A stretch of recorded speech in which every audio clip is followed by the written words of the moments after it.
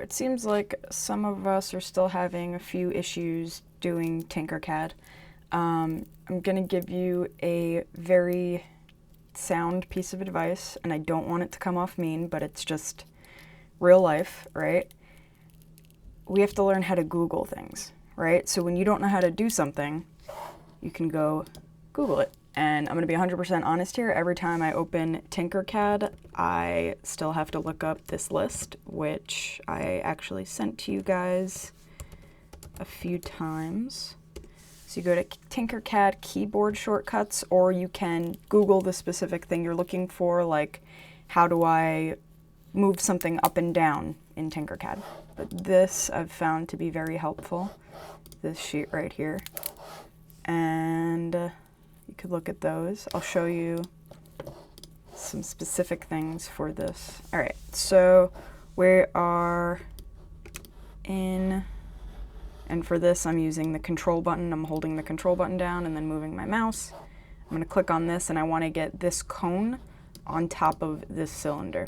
So what I'm gonna do, and the way that I figured this out was I just touched all the buttons and saw which one worked. Turns out this one works here, right? This little cone on top of the cone. Take a look at that right there.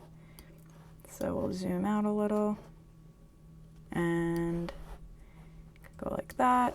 Then you have to move around, see where it's going, right? There it is right on top. Another way that's kind of skipping ahead in the tutorial, but I found it to be really helpful once I learned how to do it, was this work plane function. So I take that and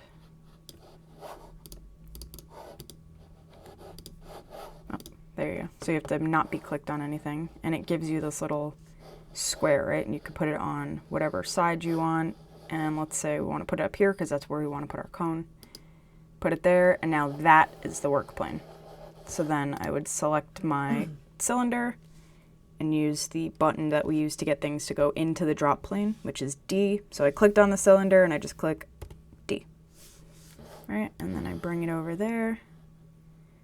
And then this is where you could also use the align tool that the tutorial is about. So in order to get that work plane to go away, to get it back to normal, you just click on that again and click anywhere. So you could zoom out. And let's say it's not lined up, right? What you have to do is you have to select the two things that you're trying to align. So in this case, it would be this, and I can hold down the shift button, then click on the second one, or I could go like that and select both of them. So now that I have both of them selected, I'm going to click the letter L on my keyboard, and I'm going to use these. They're called handles. And if you take a look, right, you could see where the clear orange thing is. That's telling you where it's going to go. Yep, and there you go. Perfectly lined up, the align tool. And then this is how you group things, right? Group, or you could do Control G. This is how you ungroup them. This is the align. This is mirror. Right, you got all these functions up here. Okay,